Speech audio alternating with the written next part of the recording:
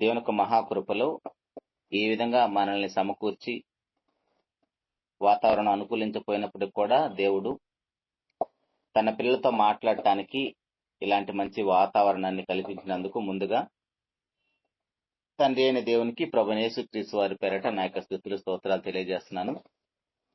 వాక్యం మీద ఆసక్తితో ఈ విధంగా కాన్ఫరెన్స్ కాల్లో కూడి వచ్చిన ప్రియులైన దేవుని పిల్లలందరూ కూడా శుభంలో వందనాలు తెలియజేస్తున్నానండి. ఆల్రెడీ మనకి ఈ వాక్యం కోసం ప్రార్థన చేయబడింది కాబట్టి డైరెక్ట్ గా మనం కొద్ది నిమిషాలు వాక్యాన్ని ధ్యానించుకుందాం. పరలోకమందున్న దేవుడు ఆయన మహాపరిశుద్ధుడు మనందరికీ తెలుసు.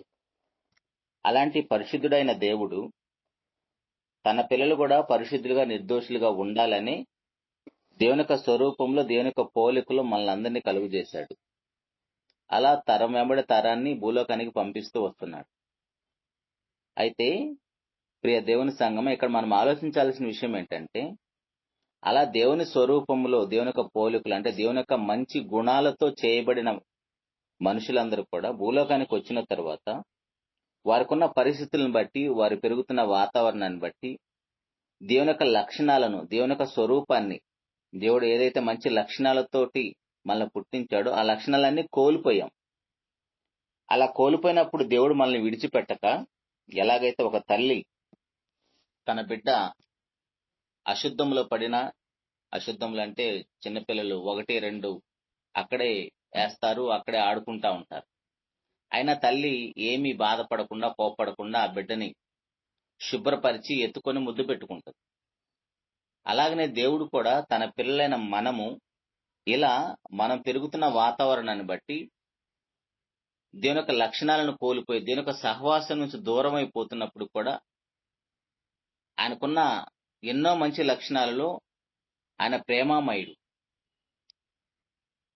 అట్ ద సేమ్ టైం ఆయన నీతిమంతుడు కూడా. సో ఇప్పుడు ఈ లక్షణాలను బట్టి మనల్ని విడిచిపెట్టక మనల్ని మరలా తన యొద్దకు తెచ్చుకోవటానికి, ఆ పరిశుద్ధుడున్న లోకంలోకి మనల్ని కూడా ఆహ్వానించటానికి, మనం పాపంతో ఉన్నాం కాబట్టి ఆ రోగంతో మనం ఉంటే మనం దేవుడున్న లోకంలో వెళ్ళటానికి అవకాశం లేదు. కాబట్టి ఆ రోగాన్ని తీసివేసుకోవటం కోసమే దేవుడు పరిశుద్ధ లేఖనాలను మనకిచ్చాడు.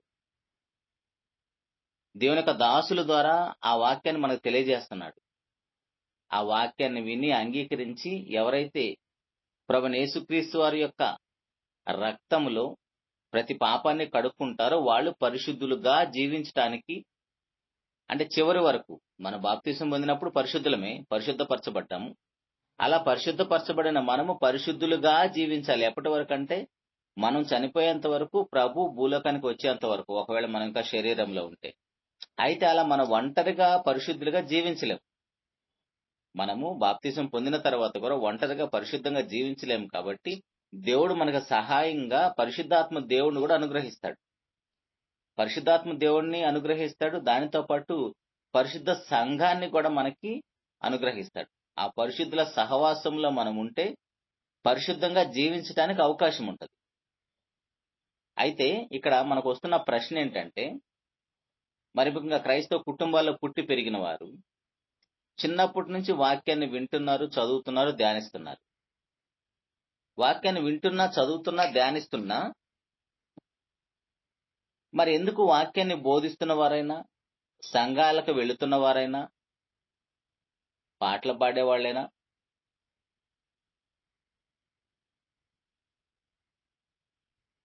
పాటలు పాడేవాళ్ళైనా సరే ఎవరు కూడా, వాక్యాన్ని వినేవారు, చదివేవారు, బోధించేవారు అందరూ కూడా మరలా ఎక్కడో పాపములో పడిపోతూ దేవుని యొక్క నామాన్ని అవమానపరుస్తూ ఉన్నారు.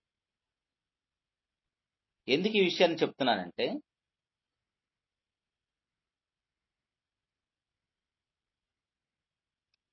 ఎందుకు మనం ఈ విషయాన్ని ఆలోచిస్తున్నామంటే, వాక్యం అనేది మందైతే,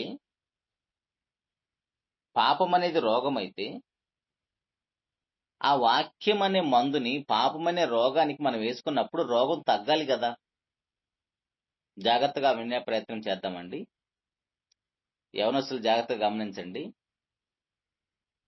పాపం అనేది రోగం అయితే పాపం అనేది రోగం అయితే ఆ రోగానికి మెడిసిన్ గా వాక్యాన్ని దేవుడిచ్చాడు. మరి ఇప్పుడు ఆ మెడిసిన్ వేసుకుంటే రోగం తగ్గాలి కదా. అంటే మెడిసిన్ వాడుతున్నారు కానీ రోగం తగ్గట్లేదు. మెడిసిన్ అయితే రెగ్యులర్ గా వాడుతున్నారు. అంటే రోజు వాక్యాన్ని వింటారు, చదువుతారు, ప్రార్థిస్తారు, పాటలు పాడతారు, తెలియని వారికి చెప్తూ ఉంటారు. కానీ వీరిలో మాత్రము ఆ రోగం పోవట్లేదు. అంటే ఇది ఎలా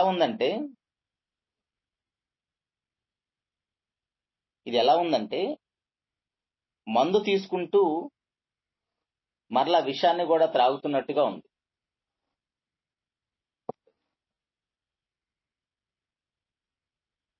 మందు తీసుకుంటూ కూడా మరలా విషాన్ని తాగితే అది ఎలా పోతుంది?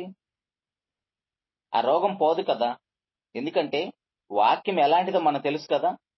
ఇక్కడ మనము ఆలోచించాల్సిన విషయం ఏంటంటే, వాక్యానికి ఏమైనా శక్తి తగ్గిందా? అలా అంటానికి లేదు. అసలు ఆ ప్రశ్నే తప్పు. వాక్యం వింటున్నా, వాక్యాన్ని బోధిస్తున్నా, వాక్యాన్ని చదువుతున్నా మనలోనే సమస్య ఉంది. ఎందుకంటే వాక్యం ఎలాంటిదని బైబిల్లో మనకు రాయబడింది. హెబ్రీయులకు రాసిన పత్రిక బైబిల్ తెరిచి చూడండి. హెబ్రీయులకు రాసిన పత్రిక 4వ అధ్యాయము 12వ వచనములో వాక్యం అంత శక్తి కలిగిందైనప్పుడు మరి మన జీవితాలు ఎందుకు ఇలా ఉన్నాయో చూస్తున్నాం. ఎందుకనగా దేవుని వాక్యము సజీవమై బలము కలదై రెండంచులు గల ఎటువంటి ఖడ్గము కంటెను వాడిగా ఉండి ప్రాణాత్మలను కీళ్లను మూలుగను విభజించినంత మట్టుకు దూరుచు హృదయం యొక్క తలంపులను ఆలోచనలు శోధించుచున్నది. అంటే వాక్యం ఎంతవరకు వెళుతుంది? సూర్యకిరణాలు మహా అయితే భూమి మీద పడతాయి. సముద్రం మీద పడితే అది కొంతవరకు మాత్రమే సూర్యకిరణాలు వెళ్తాయి, సముద్రం అంత లోతుగా ఉన్నప్పటికి కూడా.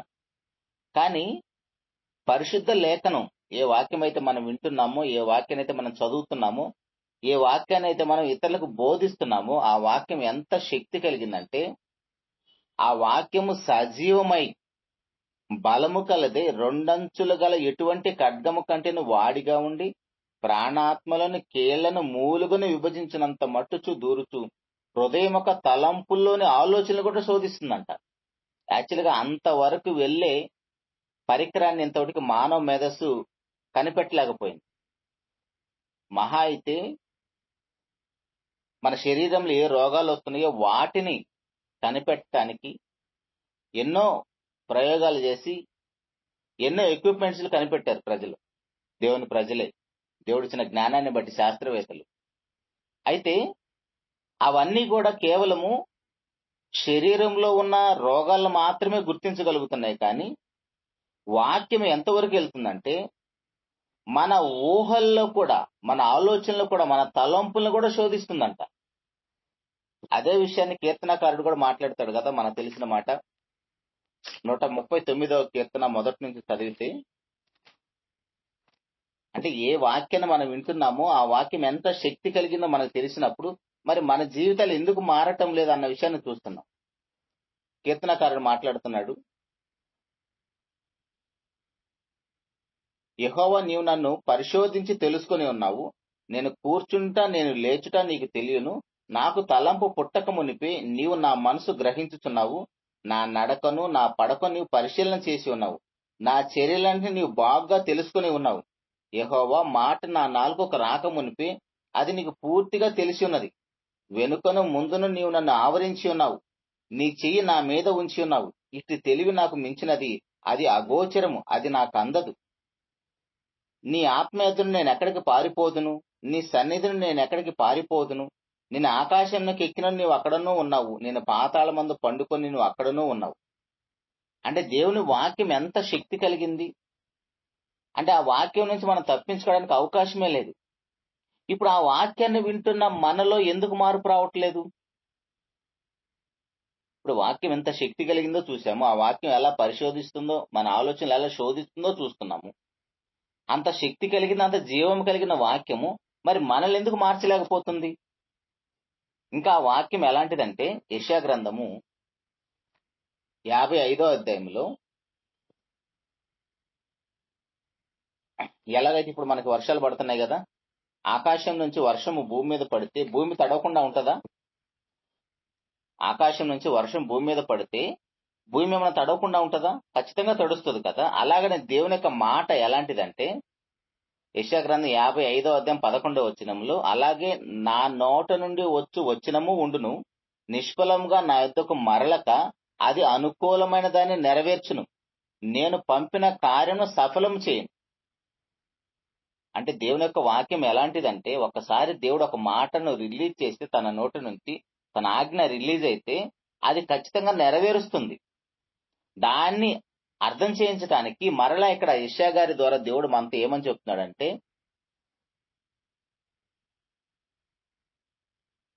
ఆకాశం నుంచి ఎలాగైతే వర్షం వచ్చి భూమిని తడుపుతుందో అలాగనే దేవుని మాట కూడా కొంచెం మనకు అర్థం అవటానికి 10వ వచనం కూడా చదువుతాం. వర్షమును హిమమును ఆకాశం నుండి వచ్చి అక్కడికి ఎలాగో మరలక భూమిని తడిపి విత్తువానికి విత్తనమును భుజించువానికి ఆహారము కలుగుటక అది చిగిర్చి వర్ధిల్లునట్లు చేయును. అంటే దేవుని యొక్క వాక్యాన్ని తెలియజేయటానికి వర్షాన్ని భూమిని కలిపి చెబుతున్నాడు మనకి. అంటే దేవుడు మన విషయంలో తండ్రిగా ఎంత బాధ్యత తీసుకుంటున్నాడో చూడండి.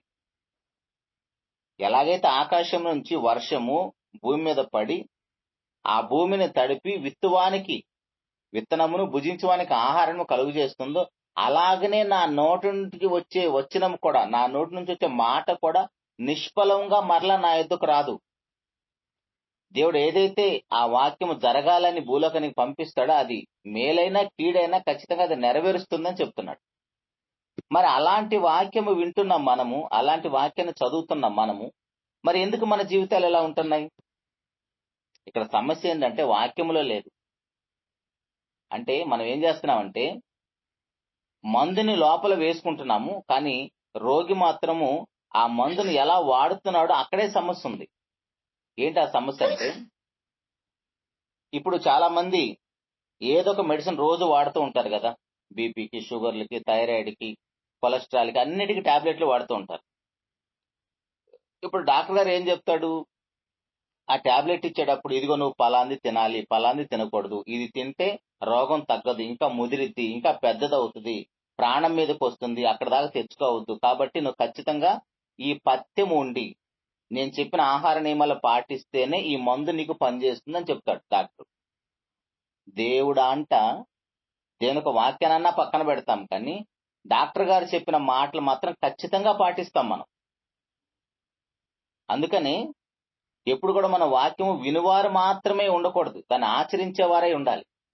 ఇప్పుడు డాక్టర్ గారు ఎలాగైతే పథ్యం లేకపోతే ఆ మందులు పనిచేయవని చెప్తున్నాడు, అలాగనే దేవుడు కూడా మన విషయంలో ఏమని చెప్తున్నాడంటే, మీరు ఎప్పుడు వాక్యాన్ని వినేవారిగా, బోధించేవారిగా, చదివేవారిగా ఉండకూడదు, దాన్ని పాటించేవారిగా ఉండాలంటాడు. యాకోబు పత్రిక 1వ అధ్యాయం 22వ వచనం చదివితే, యాకోబు పత్రిక 1వ అధ్యాయం 22వ వచనంలో, మీరు వినువారు మాత్రమై ఉండి మిమ్ముని మీరు మోసపుచ్చుకొనకుడి, వాక్యము ప్రకారం ప్రవర్తించువారై ఉండుడి.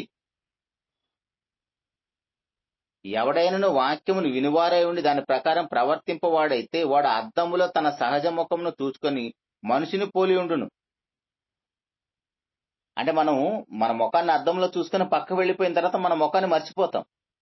అలాగనే వాక్యాన్ని వినేవారైనా, బోధించేవారైనా, చదివేవారైనా దాన్ని ఆచరించకపోతే ఎలాంటి ప్రయోజనం లేదు. ఇప్పుడు అర్థమవుతుందా?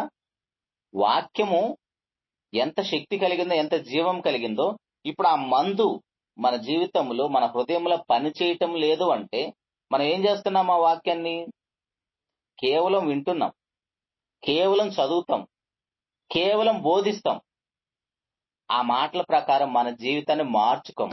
కాబట్టి అది మనకి ఫలాన్ని ఇవ్వటం లేదు. కానీ దేవుని యొక్క వాక్యం ఎలాంటిదని మనకి ఇందాక యెషయా గారు కూడా చెప్తున్నాడు. ఆకాశం నుంచి హిమము, వర్షం ఎలాగైతే భూమి మీద పడుతుందో, విత్తువానికి విత్తనమును, భుజించువారికి ఆహారం దయచేస్తుందో, నా వాక్యం కూడా అలాంటిదే.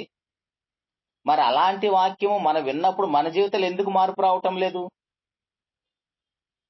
ఎందుకు రావటం లేదంటే మన హృదయంలో వాక్యము లేదు. మన హృదయంలో ఏముంది? మార్క్సు వార్త 7వ అధ్యాయము 20వ వచనం చూస్తే, మార్క్సు వార్త 7వ అధ్యాయం 20వ వచనం నుంచి, మనుషుని లోపల నుండి బయలు వెళ్ళినది మనుషుని అపవిత్రపరచును, లోపల నుండి అనగా మనుషుల హృదయములో నుండి దురాలోచనలు, జారత్వములు, దొంగతనములు, నరహత్యలు, వ్యభిచారములు, లోభములు, చెడుతనమును, కృత్రిమమును, కామ వికారము, మత్సరము, దేవదోషణ, అహంభావం, అవివేకమును వచ్చును. అంటే ఇవన్నీ కూడా మన హృదయంలో ఉన్నప్పుడు మనం పాపం చేయకుండా ఎలా ఉంటాము? ఇది మన హృదయం లాగా ఉందా? ఒక సెప్టిక్ ట్యాంక్ లాగా లేదా? ఇది మన హృదయమా, సెప్టిక్ ట్యాంకా? అంత భయంకరంగా ఉంది మన హృదయం. అలాంటి వారము మనం ఏం చేసామంటే సున్నం కొట్టిన సమాధుల్లాగా. ప్రభువారు అంటారు కదా, మీరు సున్నం కొట్టిన సమాధులు అంటాడు. అంటే సున్నం కొట్టిన సమాధులు అంటే ఏంటి? పైకి మాత్రం చక్కగా పాలరాతితోటి మంచిగా పెయింట్ వేసి, మంచి వైట్ పెయింట్ తోటి ఎక్కడి నుంచి చూసినా కనపడే విధంగా బయట మాత్రం చక్కగా దాన్ని అలంకరిస్తారు. కానీ లోపట అదంతా కూడా కుళ్ళిపోయి దుర్వాసనతో ఉంటది.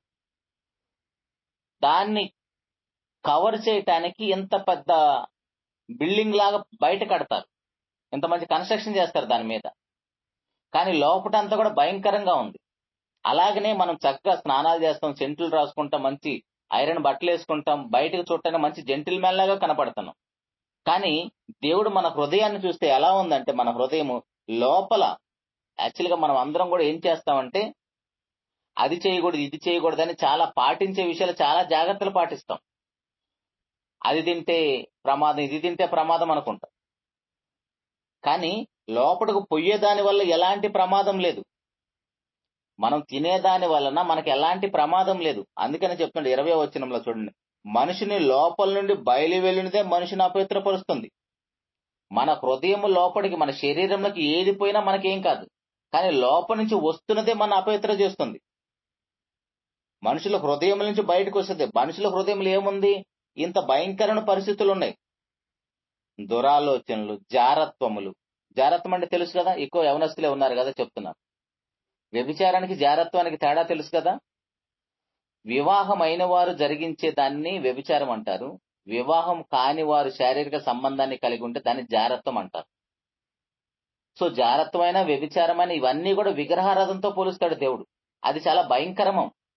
ప్రతి విగ్రహారాధన కూడా దేవుడు ఎలా చూస్తాడంటే దాన్ని జారత్వంతో, వ్యభిచారంతో చూస్తాడు. దేవుడికి నచ్చని విషయాలు అవి. ఇప్పుడు అవన్నీ కూడా మన హృదయంలో ఉన్నాయి. దురాలోచనలు, జారత్వము, దొంగతనము, నరహత్యలు, వ్యభిచారములు, లోభములు, చెడుతనము, కృత్రిమము, కామ వికారము, మత్సర, దేవదోషణ, అహంభావం, అవివేకం, ఇవంతా మన హృదయంలో ఉంటే మన హృదయంలోకి వాక్యం వెళ్ళి ఏం ఫలిస్తుంది? మన హృదయం అంతా ఎంత చెడిపోయి ఉంటే, ఇప్పుడు రైతు కుటుంబాల్లో పుట్టి పెరిగిన వారికి ఐడియా ఉంటది. ఒక రైతు ఒక పంట వేయటానికి ముందుగా భూమిని మొత్తాన్ని దున్ని, చదును చేసి, మెత్తన చేసి, నీళ్లు పెట్టి తర్వాత విత్తనాన్ని వేస్తాడు. అప్పుడే అది ఫలిస్తుంది.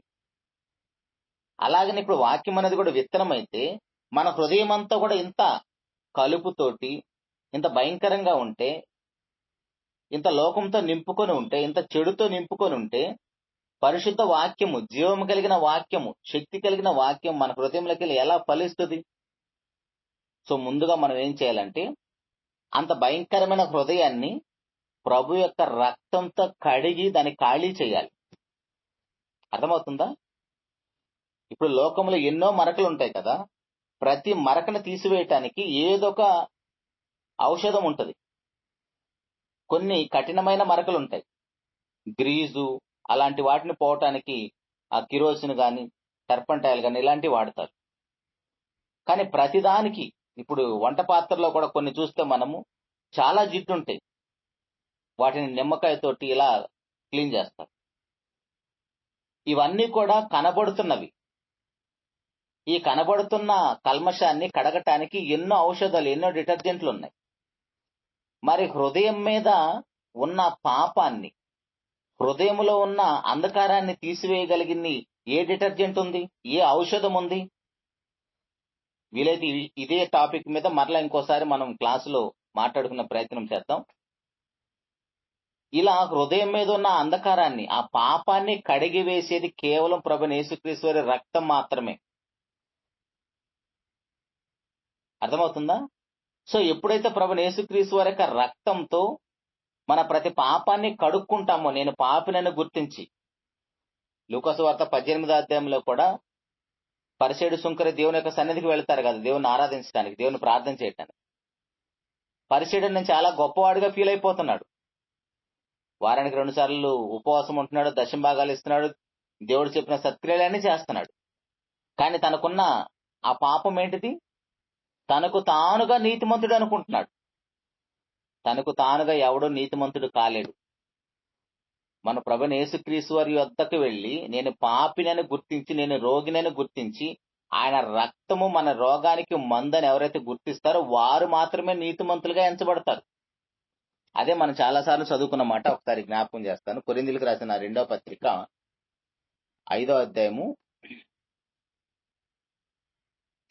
20-21 వచనాలు చదువుతున్నాను. కొరింథీయులకు రాసిన 2వ పత్రిక 5వ అధ్యాయము. కావున దేవుడు మా ద్వారా వేడుకొన్నట్టు మేము క్రీస్తుకు రాయబారులమై దేవునితో సమాధాన పడని క్రీస్తు పక్షంగా మిమ్మల్ని బతిమాలుకొనుచున్నాం. ఎందుకనగా మనం ఆయన యందు దేవుని నీతి అగునట్లు పాపం మెరుగున ఆయన మన కోసం పాపంగా చేశాను. మన అంతటా మనము నీతిమంతులుగా అవ్వలేము. వాక్యాన్ని వినాలి, మనం పాపమని గుర్తించాలి. ఆ పాపానికి పరిష్కారం ప్రభు రక్తమని గుర్తించిన వారు మాత్రమే నీతిమంతులుగా ఎంచబడతారు. అలా నీతిమంతులుగా ఎంచబడి మరలా విడిసి వచ్చిన పాపంలోకి వెళ్లకుండా ఉండాలంటే దానికి కూడా దేవుడు ఎంత జాగ్రత్త తీసుకున్నాడంటే, బాప్తిసం పొందిన వారు మరలా పాపంలో జారిపోకుండా, మరలా పాపంలోకి వెళ్లిపోకుండా ఉండాలంటే హృదయం మొత్తాన్ని కడుక్కున్నవారు, ఇందాక చూసాం కదా రోమపత్రికలో, మార్క్సు వార్తలు 7వ అధ్యాయంలో మనం చూసాం. అంత భయంకరమైన హృదయంతో ఉన్న మనము ఆ హృదయాన్ని వాక్యంతో కడుక్కున్న తర్వాత, పరిశుద్ధి యొక్క రక్తంతో కడుక్కున్న తర్వాత మరలా మనం పాపం చేయకుండా ఉండాలంటే ఆ వాక్యం దేనితో నింపబడాలి?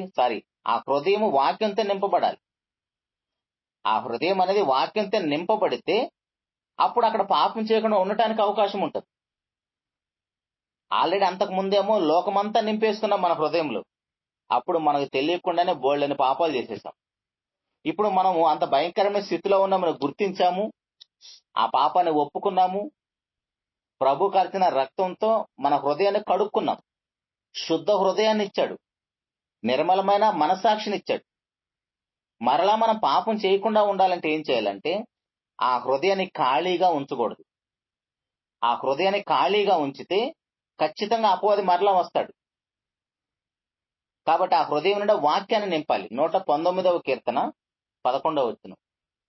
కీర్తనల గ్రంథం 119:11లో నీ ఎదుట నేను పాపం చేయకుండా ఉన్నట్లు నా హృదయంలో నీ వాక్యం ఉంచుకుని ఉన్నాను. సో ఇప్పుడు మనం పాపం చేయకుండా ఉండాలంటే చిట్కా ఏంటిది? హృదయం నిండా వాక్యాన్ని నింపుకోవటమే. హృదయం నిండా వాక్యం ఉంటే ఖచ్చితంగా మనం పాపం చేయకుండా ఉంటాం.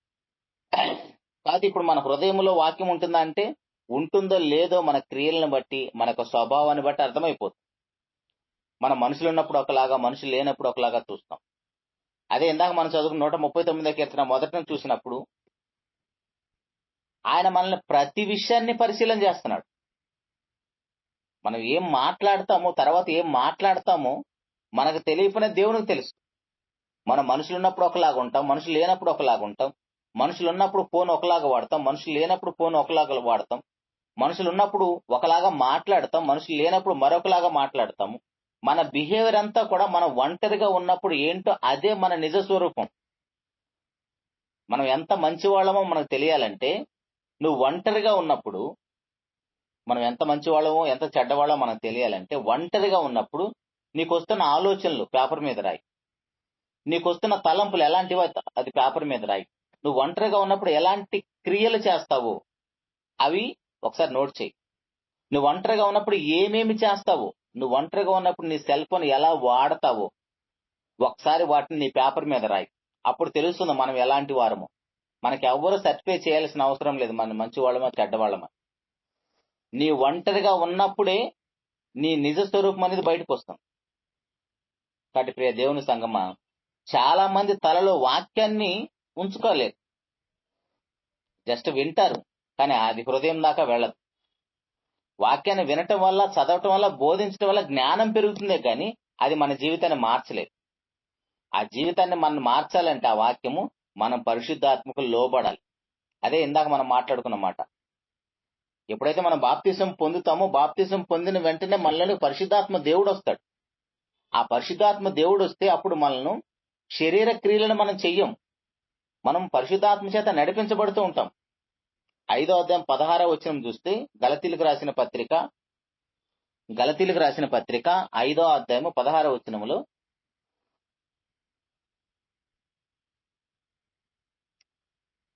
గలతీలకు రాసిన పత్రిక 5వ అధ్యాయం 16వ వచనంలో నేను చెప్పినది ఏమనగా ఆత్మానుసారంగా నడుచుకొనకుడి, అప్పుడు మీరు శరీరేచ్ఛలు నెరవేర్చరు. క్షమించండి, నేను చెప్పినది ఏమనగా ఆత్మానుసారంగా నడుచుకొనుడి, అప్పుడు మీరు శరీరేచ్ఛలు నెరవేర్చరు. సో ఇప్పుడు మనము శరీరేచ్ఛలు నెరవేర్చకుండా ఉండాలంటే శరీర సంబంధమైన క్రియలు కింద కనపడతాయి 19వ వచనం నుంచి. ఆ క్రియలన్నీ మనం చేయకుండా ఉండాలంటే రిమోట్ అనేది పరిశుద్ధాత్మ దేవునికి ఇవ్వాలి. మనం మన రిమోట్ ని, మన యొక్క వ్యక్తిగత జీవితాన్ని పరిశుద్ధాత్మ దేవునికి ఇస్తే ఆ పరిశుద్ధాత్మ దేవుడు ఎలా నడిపిస్తే అలా నడుస్తాం. మనం ఇంకా పాపం చేస్తున్నామంటే వాక్యం చెబుతున్నా కూడా, వాక్యాన్ని బోధిస్తున్నా కూడా,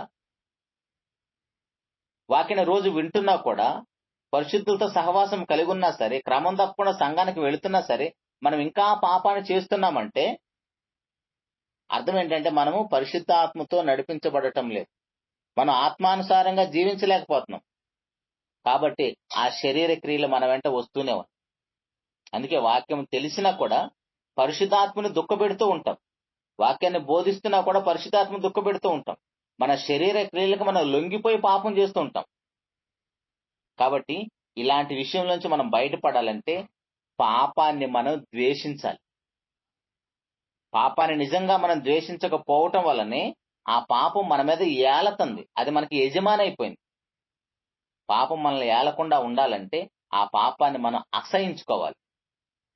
కొంతమంది పాపం వల్ల వచ్చే శిక్షణకు భయపడతారు, కానీ పాపాన్ని మాత్రం ద్వేషించలేరు. పాపం వల్ల ఎంత భయంకరమైన శిక్ష ఉందనో తెలుసు, కానీ ఆ పాపాన్ని మాత్రం ద్వేషించలేరు. దేవుడు హృదయాన్ని చూస్తున్నప్పుడు మన హృదయం ఎలాగుందంటే పాపాన్ని ద్వేషించలేకపోతుంది. అందుకని రోమిలకు రాసిన పత్రిక 12వ అధ్యాయం 9వ వచనం చూడండి ఒకసారి. రోమిలకు రాసిన పత్రిక 12వ అధ్యాయం 9వ వచనములో మీ ప్రేమ నిష్కపటమైనదై ఉండవలను, చెడ్డదాన్ని అసహించుకొని మంచిదాన్ని హత్తుకొని ఉండడి. చెడ్డదాన్ని అసహించుకునే మనసు మనకు రావాలి. చెడ్డదాన్ని అసహించుకోవటం అంటే అపవాది ఎప్పుడు నిరంతరము పోరాటం చేస్తూనే ఉంటాడు మన మీద. ఎప్పుడైతే మనం బాప్తిసం పొందుతామో, ఎందుకంటే అంతకుముందు అపవాది యొక్క రాజ్యములో ఉన్నాం, అపవాది యొక్క అంధకారంలో ఉన్నాం, అపవాది యొక్క మరణ భయంలో ఉన్నాం, దాస్యపు గృహంలో ఉన్నాం. వాడు మనల్ని ఏమీ చేయడు.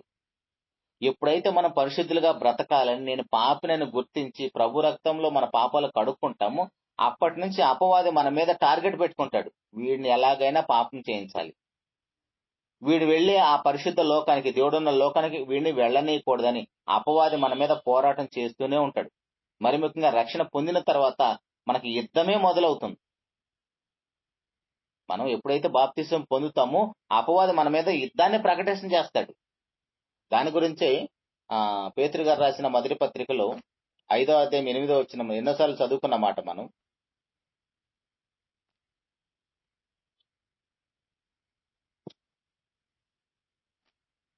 పేతురు గారు రాసిన మొదటి పత్రిక 5వ అధ్యాయము 8వ వచనం చూస్తే, నిబ్రమైన బుద్ధి గల వారే మెలకుగా ఉండి మీ విరోధైన అపవాది గర్జించే సింహం వలె ఎవరిని మిరింగుదునని వెతుకుతూ తిరుగుతున్నాడు.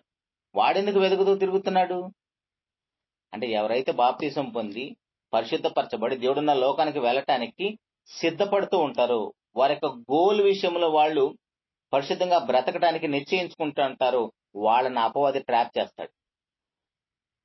కాబట్టి ప్రియ దేవుని సంగమా, ఇలాంటి పరిస్థితుల్లో మనం ప్రతిరోజు ఆత్మీయ జాగ్రత్త అనేది అవసరం. ఇలాంటి విషయాల్లో మనకి ప్రతిరోజు ఆత్మీయ జాగ్రత్త అనేది అవసరం. ఇప్పుడు ఆరోగ్య విషయంలో చాలా జాగ్రత్త తీసుకుంటున్నాం కదా. త్వరగా పండుకుంటాం, త్వరగా లేస్తాము, మంచి ఆహారాన్ని తింటాము, ఎక్సర్సైజ్ చేస్తాము.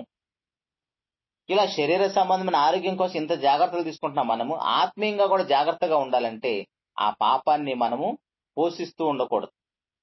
పాపాన్ని మనం పోషిస్తూ ఉండకూడదు. పాపాన్ని మనం అసహించుకుంటూ ఉండాలి. పాపాన్ని అసహించుకోవటం అనే పరిస్థితి మనకి ఎప్పుడు వస్తుందంటే, ఒకవైపు ప్రార్థన, బైబిల్ చదవటం, పరిశుద్ధులతో సహవాసం కలిగి ఉండాలి. మరీ ముఖ్యంగా నేను ఒంటరిగా ఉండి ప్రార్థన చేసుకుంటాను, వాక్యం వింటాను, బైబిల్ చదువుతానంటే నువ్వు ఖచ్చితంగా పాపంలో పడిపోతావు. పరిశుద్ధులతో సహవాసం కలిగి ఉండాలి. వీలైతే చెడు స్నేహాలన్నీ కూడా దూరం చేయాలి. ఎక్కడికి వెళ్తే నువ్వు పాపంలో పడిపోతావు, ఆ సంఘటనకు నువ్వు వెళ్లకుండా దూరంగా ఉండాలి. అలా ఉన్నప్పుడే నువ్వు పాపం చేయకుండా ఉంటావు. లేదు అలా కాకుండా మరలా నేను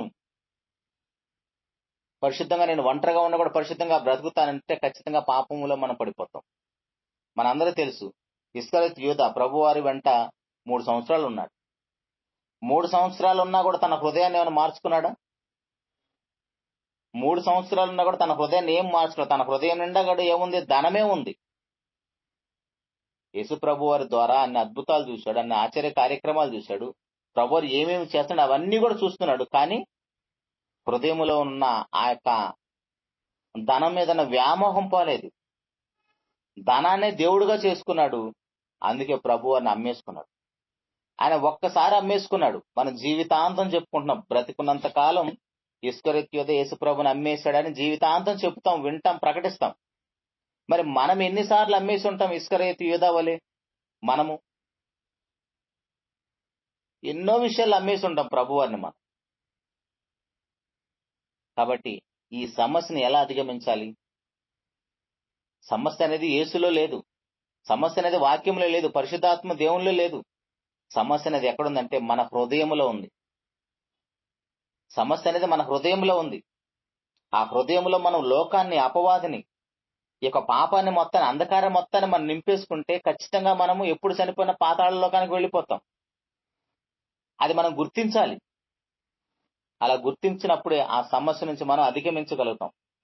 వెరీ సింపుల్ అండి. ఏంటంటే, మనము రోగము మనకుందని గుర్తించినంత కాలం చాలా ప్రమాదం. మనకి పలానా రోగం వచ్చిందని మనం గుర్తించామనుకోండి, బయటపడటానికి ప్రయత్నం చేస్తాం. నాలో ఏ రోగం లేదని ఎవరైతే అనుకుంటూ ఉంటారో వాళ్ళు ఖచ్చితంగా సడన్ గా మాయమైపోతారు. ఎప్పుడు ఎటు నుంచి ఎలాంటి ప్రమాదం వస్తుందో తెలియదు. అందుకనే డాక్టర్లు చెప్తున్నారు, మీరు కనీసం 6 నెలలకు ఒకసారి, సంవత్సరానికి ఒకసారి వెళ్ళి ఎవరైనా సరే, చిన్నలైనా పెద్దలైనా డాక్టర్ దగ్గర పరీక్ష చేయించుకోండి అంటున్నారు. ఎందుకు? సడన్ గా ఎప్పుడు ఎటు నుంచి ఎలాంటి ప్రమాదం వస్తుందో మనకు తెలియదు. అదే చెక్ చేసుకుంటూ ఉన్నారనుకోండి, ఖచ్చితంగా ఆ సమస్య నుంచి బయటపడటానికి మార్గాన్ని అన్వేషించు. సో ఇప్పుడు మనం పరిశుద్ధంగా బ్రతకాలంటే ముందుగా మనకున్న రోగం, మనకున్న పాపాన్ని మనం గుర్తించాలి. అలా గుర్తించినప్పుడు ఆ సమస్య నుంచి బయటపడటానికి ఎన్నో మార్గాలను దేవుడు మనకు చూపించాడు. కాబట్టి ప్రతిరోజు దేవుని ఎదుట తనను తాను పరిశీలించుకుంటూ ఉండాలి. ప్రతిరోజు కూడా మనం దేవుని ఎదుటికి వెళ్ళేసి మోకాళ్ళేసి మనకు వ్యక్తిగత జీవితాన్ని పరిశీలన చేసుకోవాలి. పాపాన్ని దాచుకోకుండా వెంటనే ఒప్పుకోవాలి. పాపాన్ని దాచుకోకుండా వెంటనే ఒప్పుకోవాలి. మనంతటా మనమే నీతిమంతులుగా ఉప్పొంగిపోకూడదు. దేవుని యొక్క మహాకృపను బట్టే, ప్రభువారికి వచ్చిన రక్తాన్ని బట్టే తనకు తానుగా మనల్ని నీతిమంతులుగా చేశాడు. కేవలం తన కృప చేతనే మనం నీతిమంతులుగా అయ్యామని గుర్తుంచుకోవాలి. పరిశుద్ధాత్మ సహాయంతో ప్రతి నిత్యము మన ప్రార్థనలో గడపాలి. పరిశుద్ధాత్మ సహాయంతో మనము నిత్యము ప్రార్థనలో గడపాలి. ప్రార్థనలో గడపటం అంటే దేవునితో సహవాసం చేయటం అని అర్థం. దీనితో పాటు మనం చేయాల్సింది ఏంటంటే, పాపానికి దారితీసే సందర్భాలను, పాపానికి దారితీసే స్నేహాలను, పాపాలకు దారితీసే అలవాట్లకు మనం దూరం అయిపోవాలి. అర్థమవుతుందా? పాపానికి దారితీసే సందర్భం ఏదున్నా సరే అక్కడికి మనం వెళ్లకుండా ఉండాలి. పాపాన్ని మనని పోషించే, పాపాన్ని మనకి రేకెత్తించే, పాపాన్ని మనకు అలవాటు చేసే స్నేహాలకు మనం దూరంగా ఉండాలి. అలాంటి అలవాట్లకు మనం ఎప్పుడైతే దూరం చేసుకుంటామో అప్పుడే మనం పరిశుద్ధంగా బ్రతకగలుగుతాం. వాక్యాన్ని కేవలం చదవకుండా ప్రతిరోజు వాక్యాన్ని కనీసం ఎన్ని వాక్యాలు అయితే మనం వింటామో, ఎంత వాక్యం అయితే చదువుతామో, కనీసం ఒక్క ఆజ్ఞనన్నా పాటించడానికి ప్రయత్నం చేయాలి. ఊరికే చదివి బోధించి ప్రకటించడం మాత్రమే కాకుండా, కనీసం ఈ రోజు నుంచి నేను ఈ యొక్క ఆజ్ఞను పాటిస్తాను, ఈ ఆజ్ఞ తోచే తప్పకుండా పాటిస్తానని మనకు మనమే ఒక టార్గెట్ పెట్టుకోవాలి. రోజుకు ఒక ఆజ్ఞను పెంచుకుంటూ పోవాలి. అలా ఎప్పుడు విశ్వాసులతోనే సహవాసం కలిగి ఉండాలి. మనం ఇందాక మాట్లాడుకున్నట్టుగా ఎప్పుడు ఒంటరిగా ఉండకూడదు. ఎప్పుడు ఒంటరిగా ఉన్నామో అప్పుడు అపవాది మనల్ని ట్రాప్ చేసేస్తారు. చివరిగా ముగించుకుందాము. ఎప్పుడైతే మనం పాపానికి నిజమైన మందు కేవలం దేనికి వాక్యం అని గుర్తిస్తామో, ఆ మందు వాడేటప్పుడు మనం ఎల్లప్పుడూ కూడా విశ్వాసులతో కలిసి ఉండాలి. పరిశుద్ధాత్మ సహాయంతో నడిపించబడుతూ ఉండాలి. ప్రతిరోజు ప్రార్థనలో ఉండాలి. ప్రతిరోజు బైబిల్ చదవాలి. అదే విషయాన్ని లూకా సువార్తలో ఒక మాట చూద్దాం. ఎందుకంటే వాక్యం అనేది విత్తనమైనప్పుడు ఆ విత్తనము ఫలించాలంటే విత్తువాని ఉపమానం మనందరూ తెలుసు కదా. ఆ విత్తువాని ఉపమానంలో ఆ విత్తువాడు ఆ విత్తనాలు వేసినప్పుడు 4 ప్లేసుల్లో పడ్డాయి. చదువుతున్నాను. లూకా సువార్త 8వ అధ్యాయము 4వ వచనం చదువుతున్నాను. బైబిల్ తీసి చూడండి. లూకా సువార్త 8వ అధ్యాయం 4వ వచనం నుంచి, బహు జన సమూహం కూడి ప్రతి పట్టణం నుండి ఆయన యొద్దకు వచ్చుచుండగా ఆయన ఉపమాన రీతిగా ఇట్లనెను. విత్తువాడు తన విత్తనములు విత్తుటకు బయలుదేరును. అతడు విత్తుచుండగా కొన్ని విత్తనములు త్రోవ పక్కను పడి త్రొక్కబడెను గనుక ఆకాశ పక్షులు వాటిని మృంగివేసెను. మరికొన్ని రాతి నేలను పడి మొలిచి చెమ్మలేనందున ఎండిపోయాను. మరికొన్ని ముండ్ల పొదల నడుమ పడెను. ముండ్ల పొదలు వాటితో మొలిచి వాటిని అణిచివేసెను. మరికొన్ని మంచి నేలను పడెను. అవి మొలిచి 100 ఫలించెను. ఈ మాటలు పలుకుచు వినుటకు చెవులు గలవాడు వినుగాక అని బిగ్గరగా అని చెప్తున్నాడు. ఇక్కడేంటి 4 ప్లేసుల్లో పడ్డాయి. ఈ 4 ప్లేసుల్లో ఏ స్థలంలో పడిన విత్తనాలు మంచి ఫలాన్నిచ్చాయి? మంచి నేల. ఏంటి ఆ మంచి నేల అంటే? 12వ వచనం చూడండి. 12వ వచనం నుంచి, త్రోవ పక్కన ఉండువారు వినువారుగా నమ్మి రక్షణ పొందకున్నట్లు అపవాది వచ్చి వారి హృదయములో నుండి వాక్యం ఎత్తుకొని పోతారు. వాళ్ళు కేవలం వింటారు. అంటే రెగ్యులర్ గా చర్చిలకు వెళ్తారు, మీటింగ్లకు వెళ్తారు, ప్రార్థనలు ఎక్కడున్నా వెళ్తా ఉంటారు. కానీ వాళ్ళు బాప్తిస్మే పొందరు. బాప్తిసం పొందకుండా పరిశుద్ధులుగా బ్రతకడానికి అవకాశం ఉండదు. అదే త్రోవ పక్కన పడ్డవారంటే. త్రోవ పక్కన ఉండువారు వారు వినువారుగా గాని నమ్మి రక్షణ పొందకున్నట్లు అపవాది వచ్చి వారి హృదయం నుండి వాక్యం ఎత్తుకొని పోతుంది. మరి రాతి నేల పడేవాళ్ళు ఎవరు? రాతి నేల పడేవారు ఎవరనగా వినున్నప్పుడు వాక్యమును సంతోషంగా అంగీకరించేవారు గాని వారికి వేరు లేనందున కొంచెము కాలము నమ్మి శోధన కాలంలో తొలగిపోతారు. వాక్యం విన్నప్పుడు ఇంక లేదు, ఖచ్చితంగా నేను అలా బ్రతుకుతా ఇలా బ్రతుకుతా అని పెద్ద పెద్ద నిర్ణయాలు తీసుకుంటాం. కానీ ఆ నిర్ణయాలన్నీ కూడా నిలబడలేవు. ఎందుకంటే దానికి పునాది లేదు. పునాది లేదు కాబట్టి మరలా వాళ్ళు తొలగిపోతారు. 14వ వచనంలో, ముండ్ల పొదలో పడిన విత్తనమును పోలిన వారు ఎవరనగా విని కాలము గడిచిన కొలది ఈ జీవన సంబంధమైన విచారముల చేతను ధన భోగముల చేతను అణిచివేయబడి పరపక్వంగా ఫలింపని వారు. అంటే వీరేంటంటే వాక్యాన్ని వింటారు గాని ఆ వాక్యం అనేది వాళ్ళ ఎందుకు ఫలాన్ని తీసుకొని రాలేకపోతుందంటే ఈ జీవన సంబంధమైన విచారాలు, ఐక్య విచారాలు, కుటుంబ సమస్యలు, ఆర్థిక సమస్యలు, అనారోగ్య సమస్యలు, బంధుత్వం మధ్య సమస్యలు, ఇవన్నీ కూడా వారు విన్న వాక్యాన్ని బట్టి ఫలాలు తీసుకొని రాలేకపోతుంది. పైన 3 నేలలు ఇలా ఉన్నాయి. మరి మంచి ఫలాన్నిచ్చే నేల ఏది? 15వ వచనం, మంచి నేల నుండి విత్తనమును పోలిన వారు ఎవరనగా యోగ్యమైన మంచి మనసుతో వాక్యమును విని దాన్ని అవలంబించి ఓపికతో ఫలించువారు. అర్థమవుతుందా ప్రియ దేవుని సంగమా? ఎవరు ఫలిస్తున్నారు? మంచి నేల అంటే ఏంటి? 4 నేలల్లో వాక్యం పడింది. వాక్యం అనే విత్తనం పడింది. మరి ఏ నేల ఫలించిందంటే యోగ్యమైన మంచి మనస్సు, ఓపిక, దాన్ని విన్న వాక్యం ప్రకారం ప్రవర్తించేవారు. ఎంత మంచి మాటలు చెప్తున్నాడో చూడండి. ఈ విషయం మనకు మత్తయి సువార్తలో కనపడదు. దీన్ని లూకా గారు ఇంకా చక్కగా వివరిస్తున్నాడు. ఏమంటున్నాడంటే మంచి నేల నుండి విత్తనమును పోలిన వారు ఎవరనగా యోగ్యమైన మంచి మనసుతో వాక్యంను విని దానిని అవలంబించి ఓపికతో ఫలించేవారు. ఓపిక కావాలి. ఇప్పుడు మనం విత్తనం వేసిన వెంటనే ఎలాగో ఫలం రాదు కదా. కాబట్టి ప్రియ దేవుని సంగమా, దేవుని పిల్లమైన మనము వాక్యాన్ని విని అంగీకరించి దాని ప్రకారము ప్రవర్తిస్తే తప్ప మన జీవితాలు మారవు. కాబట్టి మనం ఇందాక ప్రారంభంలో ఒక ప్రశ్న వేసుకున్నాం. ఏమని? ఇంత శక్తి కలిగిన వాక్యము ఎందుకు మన జీవితాలు మార్చలేకపోతుందంటే ఆ శక్తివంతమైన వాక్యంకి నా హృదయంలో పూర్తిగా లొంగిపోయిందా లేదా అని పరిశీలన చేసుకోవాలి. విన్న వాక్యం మన జీవితంలో ఫలించాలంటే ఆ వాక్యానికి మన హృదయంలో స్థానం ఉండాలి. వాక్యం శక్తి కలిగిందే, జీవము కలిగిందే, బలము కలిగిందే. కానీ అంత జీవం కలిగిన, బలం కలిగిన, శక్తి కలిగిన వాక్యం మన హృదయంలో స్థానం లేనప్పుడు అది జస్ట్ చెవులోంచి అలా బయటకు వెళ్ళిపోతుంది. అపవాది వచ్చి వెతుకుని వెళ్ళిపోతాడు.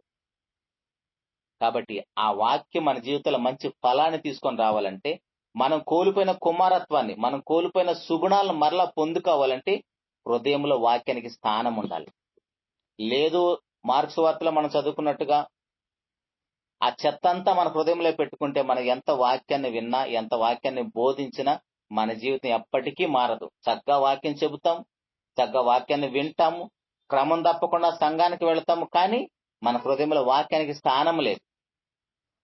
కాబట్టి మన జీవితం మార్చబడదు. మన పాపపు స్వభావం అనేది పోదు. ఇలా మన పాపపు స్వభావం పోవాలన్నా, మన జీవితం మారాలన్నా ఒకటే ఏంటంటే హృదయం నిండా వాక్యాన్ని నింపుకోవాలి. మంచి మనసుతో వాక్యాన్ని అంగీకరించాలి. ఏ వాక్యాన్ని అయితే వింటున్నామో, ప్రకటిస్తున్నామో, బోధిస్తున్నామో దానికి లోబడాలి. డాక్టర్ గారు చెప్పినప్పుడు ఎలాగైతే ఈ మందు వాడితే నువ్వు ఇది పథ్యం ఉండాలి, ఇది తినకూడదు, ఇది తినాలని ఎలా చెప్తాడు, అలాగనే వాక్యం విన్నప్పుడు మనం పరిశుద్ధులుగా బ్రతకాలంటే పాపాన్ని మనం అసహించుకోకుండా పరిశుద్ధులుగా బ్రతకలేం. ఎందుకంటే మన హృదయంలో ఒక పెద్ద పోరాటమే ఉంది. అంతకుముందు మనం చదువుకున్నాం, మనం మాట్లాడుకున్నాం మన బైబిల్ క్లాస్ లో కూడా. ఏంటి? ఆ మార్క్స్ వార్త ముగిచ్చేస్తాను ఇది చదివి. 7వ అధ్యాయంలో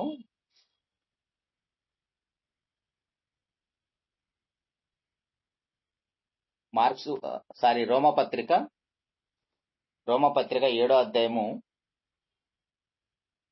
18వ వచనములో, నా యందు అనగా నా శరీరమందు మంచిది ఏది నివసింపదని నేను ఎరుగుదును, మేలైనది చేయవలన కోరిక నాకు కలుగుతున్నది గాని దాన్ని చేయటం నాకు కలుగుటలేదు. నేను చేయగోరు మేలు చేయక చేయగోరిని కీడునే చేయుచున్నాను.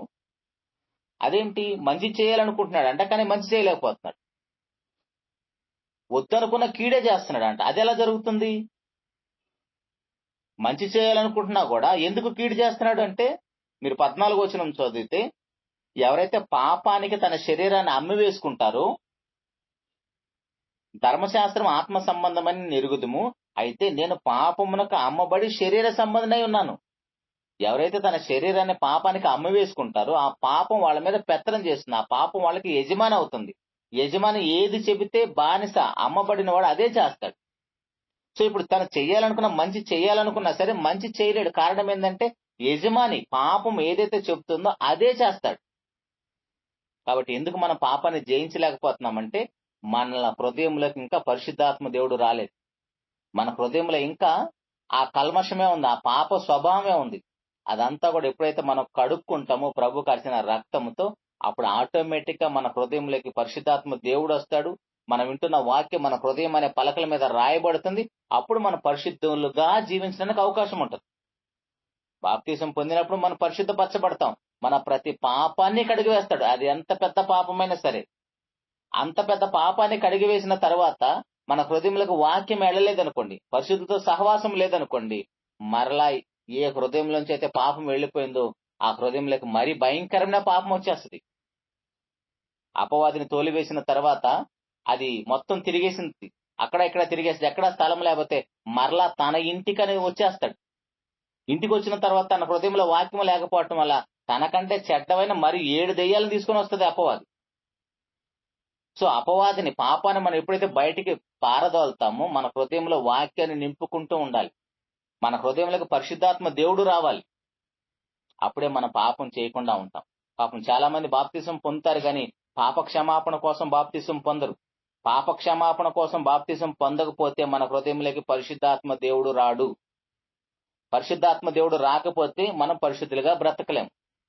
అంటే కేవలం బాప్తిసం అనేది పాప క్షమాపణ కోసం మాత్రమే తీసుకోవాలి కానీ వేరే వేరే కారణాల కోసం, పెళ్లిళ్ళ కోసం, సమాధుల తోటలో స్థలం కోసం, ఇలా దేనికోసమో మనం బాప్తిసం పొందితే మన హృదయంలోకి పరిశుద్ధాత్మ దేవుడు రాడు, మనకు పాప క్షమాపణ రాదు, మనం పరిశుద్ధులుగా బ్రతకలేం. కాబట్టి ప్రియ దేవుని సంగమా, పరిశుద్ధపరచబడిన మనం పరిశుద్ధులుగా జీవించాలంటే ఖచ్చితంగా మన హృదయ నిండా వాక్యాన్ని నింపుకోవాలి. పరిశుద్ధాత్మ దేవుడు మన హృదయంలో ఉండాలి. అప్పుడు మనం పరిశుద్ధులుగా బ్రతుకుతాం, పాపం చేయకుండా ఉంటాం. అందుకే అంత మోటుకు చేపట్టిన వాడే రక్షణ పొందుతాడు. కాబట్టి అలాంటి కృప తండ్రి అయిన దేవుడు మనందరికి అనుగ్రహించాలని మనస్ఫూర్తిగా కోరుకుంటూ ఈ మాటలు ముగిస్తున్నానండి. చిన్న మాట ప్రార్థన చేస్తాను. మహోన్నతుడా, జీవం కలిగిన మా నాయన, స్తోత్రం తండ్రి.